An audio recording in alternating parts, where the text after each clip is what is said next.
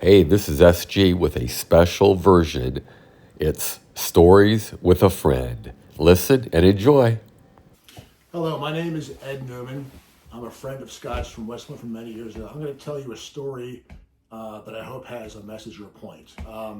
This past summer, my son Jackson and Jackson is a recent college graduate, he's 22 years old. He and I had a bucket list trip that we took together across Spain. We hiked a portion of what's called the Camino de Santiago, which is a more than 1,000-year-old Christian pilgrimage um, that ends up at the tomb of St. James in a town called Santiago de Compostela in the northwestern corner of Spain.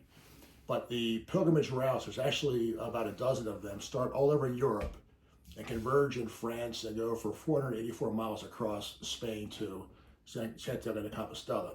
And it was fascinating to me and Jackson because it was neat for me because my son, over his college years, became an expert in all things art and architecture and anthropology and religion and politics and knew all about the stuff we were seeing on the hike. And what's neat about the hike is that it's a trek through more than 1,000 years of Christian history.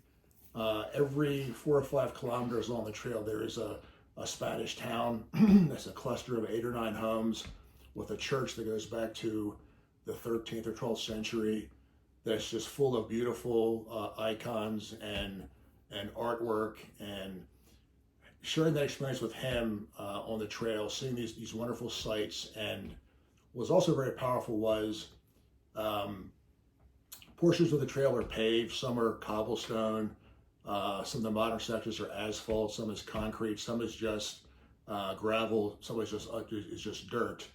But along one of the final sections in the western part of Spain, coming into the town of Santiago de Compostela, we were walking down this forested path with trees reaching overhead, kind of forming a canopy overhead. And either side of us was an embankment that was on either side of us 8 feet high, almost a vertical wall. And what struck me was um, over the course of 1,000 years, all the feet that came before us walking this same pilgrimage, route, had worn down the trail that much over the course of 1,000 years that it was now 8 feet above our heads.